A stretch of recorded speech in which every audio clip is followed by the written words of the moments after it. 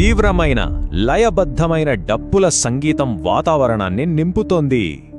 ఇప్పుడు మనం చూస్తున్న ఈ దృశ్యం కేవలం ఒక ప్రదర్శన అనుకుంటున్నారా, లేక శతాబ్దాల నాటి కోపంతో రగిలిపోతున్న ఒక దైవం నిజంగానే ఈ మనిషి శరీరాన్ని ఆవహించిందా? దెయ్యం వెలుకున్న అసలు రహస్యం ఇదే. ఇది మనిషికి దేవుడికి మధ్య ఉన్న ఒక తెలువైన గీత లాంటిది. ఇప్పుడు ఆ గీతను దాటి దాని వెనుకున్న భయంకరమైన నిజాలను చూద్దాం.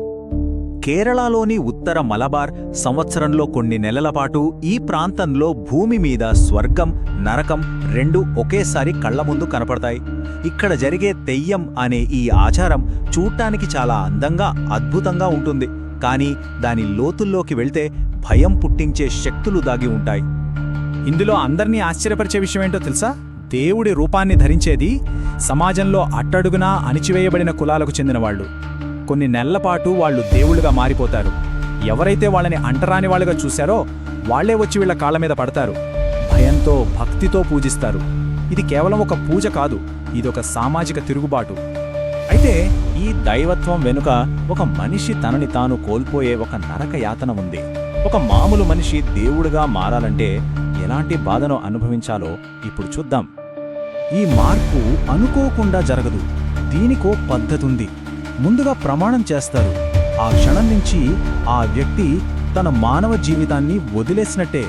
పూర్తిగా సన్యాసం స్వీకరించి శరీరాన్ని, మనసును శుద్ధి చేసుకుంటాడు. ఇక చివరి దశ ఆవాహన. అప్పుడు తనని తాను పూర్తిగా ఆ దైవానికి అర్పించుకుంటాడు. ఇక అతను మనిషి కాదు, కేవలం ఒక వాహనం. ఈ మొత్తం ప్రక్రియలో అత్యంత కీలకమైన ఒళ్ళు గగురు పొడిచే క్షణం అద్దంలో చూసుకున్నప్పుడు. ఒక దెయ్యం ప్రదర్శకుడే చెప్పినట్టు, ఆ క్షణం నుండి నేను మనిషిని కాదు, దేవుడిని. అంటే వాళ్ళ స్పృహ పోయి ఒక పురాతన శక్తి వాళ్ళ శరీరాన్ని ఆక్రమించుకుంటుంది. వాళ్ళ కళ్ళల్లో కనిపించే ఆవేశం ఇక వాళ్ళది కాదు. దేవుడిగా కనిపించే ఆ తేజస్సు వెనుక దాగి ఉన్నది మాటల్లో చెప్పలేని మానవ యాతన. గంటల తరబడి శరీరాన్ని తాళ్లతో బిగించి కట్టేస్తారు. మెడ విరిగిపోతుందా అన్నంత బరువైన కిరీటాన్ని పెడతారు. రోజులు తరబడి నిద్ర, తిండి ఉండదు. కనీసం మనిషిగా బ్రతకడానికి అవసరమైన పనులు కూడా చేసుకోలేని పరిస్థితి. వాళ్ళు దైవత్వం కోసం చెల్లించే మూల్యం ఇది. ప్రదర్శకుడి బాధ ఒక కథ అయితే, ఆయన్ని ఆవహించే దేవుడి కథ ఇంకా భయంకరమైనది. ఈ దేవతలు ఎక్కడి నుంచో స్వర్గం నుంచి దిగిరాలేదు. వాళ్ళు హింస నుండి, రక్తం నుండి పుట్టారు. ఆవాహన ప్రక్రియ తోటంపాటు అనే పాటలతో మొదలవుతుంది. ఇవి మామూలు పాటలు కాదు, ఆత్మలని పిలిచే మంత్రాలు. ఈ పాటల ద్వారా అన్యాయంగా చంపబడిన వీరుల కథలను, వాళ్ల హింసాత్మక మరణాలను గానం చేస్తూ ఆ ఆత్మలను ప్రదర్శకుడి శరీరంలోకి ఆహ్వానిస్తారు. గాలిలో వినిపించే ప్రతి పదం మరణించిన వాళ్ల ఆత్మలకు పిలుపు అన్నమాట. చాలా తెయ్యం దేవతల కథ దాదాపుగా ఇలానే ఉంటుంది. మనుషులుగా బ్రతికినప్పుడు వాళ్ళు అణచివేతకు గురైన బాధితులు. కాని దారుణంగా చనిపోయాక వాళ్ళు ప్రతీకారంతో రగిలిపోయే శక్తివంతమైన దేవతలుగా మళ్లీ పుడతారు. అప్పుడు వాళ్ళని హింసించిన వాళ్ల వారసులే వీళ్ళని చూసి భయంతో వణికిపోతారు. ఈ ఆచారం వెనుకున్న నమ్మకం చాలా పాతది. ఇంకా చెప్పాలంటే భయంకరమైనది. అదేంటంటే, హింసతో చనిపోతే ఆత్మ నాశనం అవ్వదు. పైగా దానికి అపారమైన శక్తి వస్తుంది. ఆ శక్తిని బ్రతికి ఉన్నవాళ్లని కాపాడటానికైనా లేదా శత్రువులను నాశనం చేయడానికైనా మళ్లీ వెనక్కి పిలవచ్చు.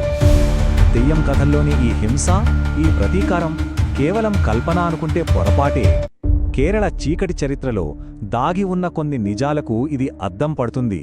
ఈ దైవీక ప్రదర్శనలకు, ఒకప్పుడు జరిగిన ఆచార హత్యలకు మధ్య రక్తపు మరకలతో కూడిన ఒక సంబంధముంది. ఈ తేదీలు చూడండి. 1955 నుండి మొన్నటి 2022 వరకు సంపద కోసమో, సంతానం కోసమో, ఇంకేదో మూఢనమ్మకంతోనో మనుషుల్ని బలి ఇచ్చిన నిజమైన ఘటనలివి. అంటే తెయ్యం కథల్లోని హింస పురాణాల్లోనే కాదు, మన మధ్య, మన కాలంలోనే జరిగిందనడానికి ఇవే సాక్ష్యాలు. ఇప్పటికీ కొన్ని తెయ్యం ప్రదర్శనలలో జంతుబలి అనేది ఒక భాగం. చాలామంది దీన్ని ఒకప్పుడు జరిగిన నరబలికి ప్రత్యామ్నాయంగా చూస్తారు. అంటే ఇప్పుడుకొస్తున్న కోడి స్థానంలో ఒకప్పుడు మనిషి ఉండేవాడేమో అన్న ఆలోచనే చాలా కలవరపెడుతుంది. ఇంత హింస, ఇంత బాధ ఉన్నా కూడా అసలు ఈ ఆచారం ఎందుకు ఇంకా కొనసాగుతోంది? దీని వెనుక ఉన్న అసలు కారణమేంటి? సమాజానికి ఈ భయంకరమైన ప్రదర్శన ఇచ్చే అసలైన శక్తి ఏంటో ఇప్పుడు తెలుసుకుందాం. దెయ్యం కేవలం ఒక ఆచారం కాదు, అదొక ఆయుధం. కుల వ్యవస్థను తలక్రిందులు చేసే ఒక తిరుగుబాటు, అన్యాయంగా చనిపోయిన ఆత్మలకు న్యాయం చేసే ఒక మార్గం. అన్నిటికన్నా ముఖ్యంగా తరతరాలుగా గుండెల్లో పేరుకుపోయిన బాధను, అణిచివేతను బయటకు కక్కే ఒక సామూహిక చికిత్స లాంటిది. సరే, మళ్ళీ మనం మొదటి ప్రశ్నకే వద్దాం. డప్పుల శబ్దం ఆగిపోయి ముఖానికి వేసుకున్న రంగులు కరిగిపోయాక అసలు ప్రదర్శన ఎక్కడ ముగుస్తుంది? నిజమైన ఆవాహన ఎక్కడ మొదలవుతోంది? ఈ ప్రశ్నకు సమాధానం బహుశా ఎప్పటికీ ఒక రహస్యంగానే మిగిలిపోతుంది. ఈ వీడియో నచ్చితే తప్పకుండా లైక్ చేయండి, షేర్ చేయండి మరియు మా ఛానల్కి సబ్స్క్రైబ్ అవ్వండి. ఇంకా ఇలాంటి హారర్, థ్రిల్లర్, మిస్టరీ స్టోరీలు కావాలంటే మా ఛానల్ని సపోర్ట్ చేయండి. Thank you. మళ్ళీ కలుద్దాం నెక్స్ట్ వీడియోలో.